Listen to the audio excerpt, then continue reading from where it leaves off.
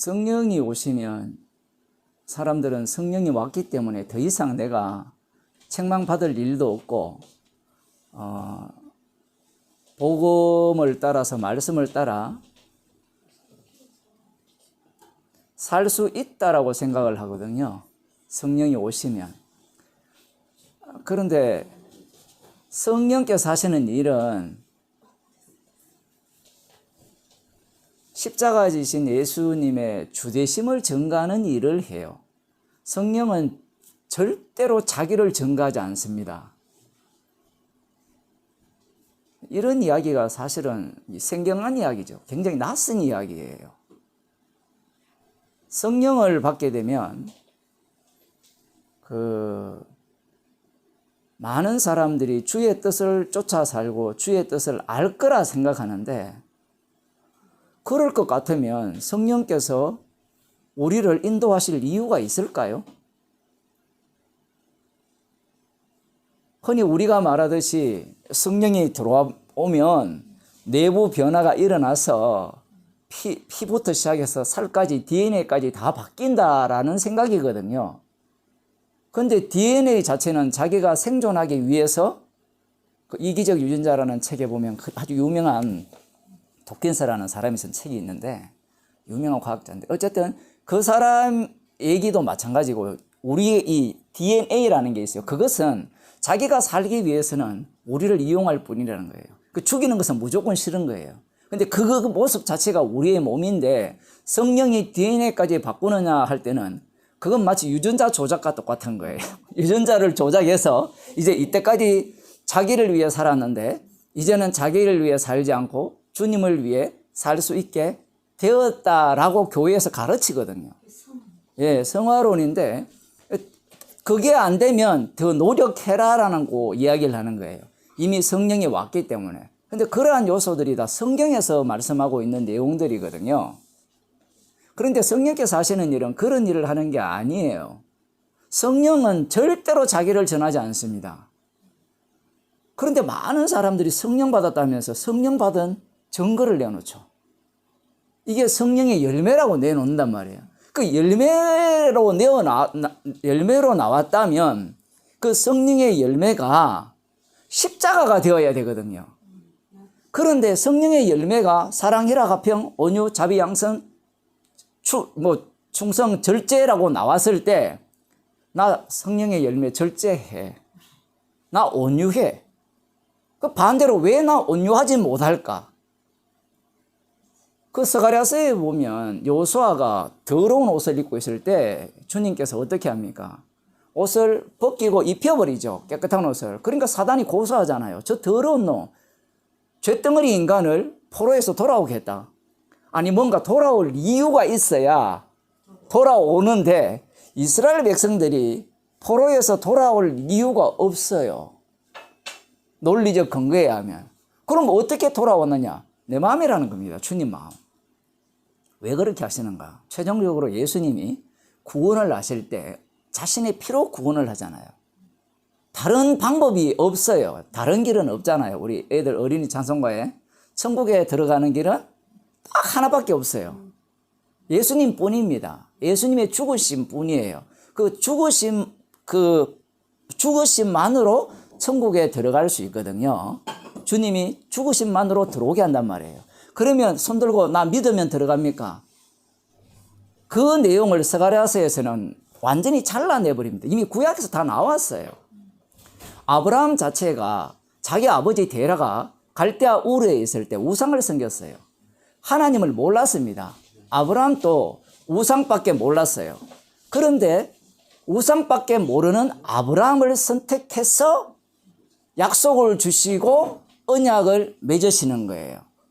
아브라함은 아무것도 모릅니다. 그러면 아브라함이 어떻게 구원받았고 어떻게 선택받았느냐라고 물으신다면 이유 없어요. 이유가 없다니까요. 아담이 처음 만들어졌잖아요. 아담이 하나님 보고 저 왜 만들었습니까? 물었어요. 하나님의 형상을 따라 지음받아서 하나님 보시기에 좋은 상태로 만들기 위해서 그 하나님의 형상이 예수님인데 마지막에 그것을 위하여 만들었거든요. 근데 범죄한 이후에 인간들이 질문을 하죠. 왜 만들었습니까? 이렇게 질문을 하잖아요. 왜 선악과 만들었습니까? 왜 마귀를 에덴 동산에 집어넣었습니까? 이거 진짜 충격적인 얘기잖아요. 에덴 동산이라고 하면 하나님이 만드신 동산이잖아요. 여러분 그런 궁금한 점 없었습니까? 에덴 동산이라면 마귀가 틈 안 타야 되잖아요. 이걸 그대로 끌고 와서 사람들이 생각하는 게 뭔가 하면 교회라면 마귀가 없어야 되잖아요. 교회이기 때문에, 주님의 피로 사신 교회이기 때문에.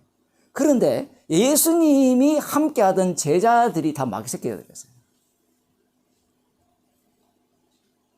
그런 것들을 이 선악과를 먹은 자들은 생각을 못하는 겁니다. 성령께서는 자신을 증거하지 않아요. 누구를 증거하느냐? 십자가 지신 예수 그리스도의 주되심을 드러내는 일을 온 세상을 움직이면서 그 중에 또 자기 백성을 움직이고 그와 함께 동시에 자기 백성 아닌 자들도 함께 성령께서 일을 해요. 이런 이야기는 좀 이상한 이야기 같죠. 예수님이 주님이 되셨잖아요. 모든 만물이 그로 말미암고 그를 위하여 지어졌잖아요. 그럼 예수님이 그 모든 것들을 관리할 거 아닙니까? 관리할 때 어떻게 관리합니까?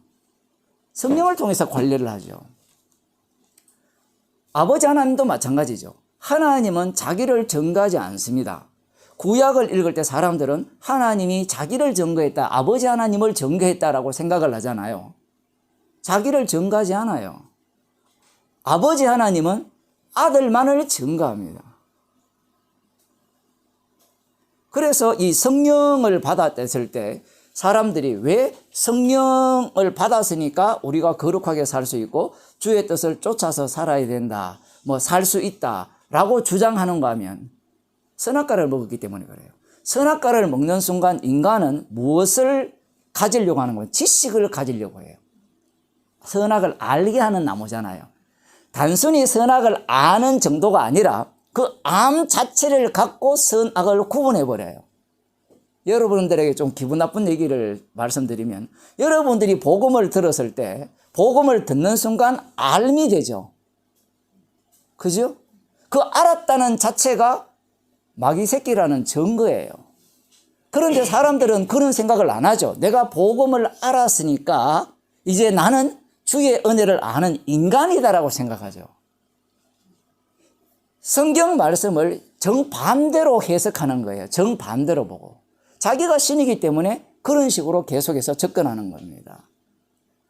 성령이 오게 되면 책망을 받는다. 처음 그렇게 말씀드렸는데 책망을 받는다는 말은 책망거리가 계속해서 나에게부터 나온다는 거거든요. 그런데 나에게부터 나온다라고 할 때 그 나라는 존재가 어떤 나냐가 중요합니다. 사람들이 책망받을 것이 나로부터 나온다고 하니까 그 나를 무엇으로 생각하는가 하면 내가 평소에 살아가는 나로 생각해요. 그런데 그런 나는 다윗이 갖고 있던 나였어요. 다윗은 율법을 기준으로 나는 율법에 위배되었다라고 생각을 하는 거예요. 그런데 나단 선지자가 찾아왔을 때 그건 성령이 임한 거예요. 표현을 하면 성령이 임했을 때는 나로부터 나오는 책망받을 거리가 분명히 나로부터 나오는데 그 나는 나가 아니고 나로부터 나오는 책망거리가 돼요. 아이고 어려워라. 그렇지 않으면 어떻게 되어버리는가 하면 나로부터 나와버리면 사람들이 불교가 되어버립니다. 나는 죄인이다. 나는 책망받아야 돼. 이렇게 되어버려요. 그러면서 사람들이 어디로 지향하는가 하면 자연스럽게 성안으로 가요.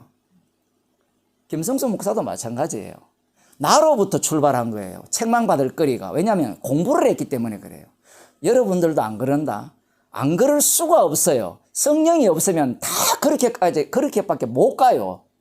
나로부터 출발하니까 마음속 한 귀퉁이에서는 뭐가 남아있는가 하면 내가 이렇게 살아서 되겠나. 말씀은 분명히 예수 그리스도를 닮아가라고 하고 장성한 분량까지 자라가라고 하고 너희는 옛것을 버리고 새로운 피조물이 되었으니까 하나님의 성품에 참여하는 자가 되라. 이렇게 나오잖아요. 그런 말씀이 선악을 먹었기 때문에, 선악과를 먹었기 때문에 알미라는 것이 작동되기 때문에 그 알을 통하여서 자신은 고소당하는 겁니다. 그 고소하는 자가 마귀거든요. 거기에서 못 벗어나요. 그래서 나로부터 나오는 책망받을 거리가 아니라 성령께서 책망받을 것을 제공한 그 나로부터 나오는 책망거리가 되어질 때 그 성도는 십자가만 자랑하는 거예요.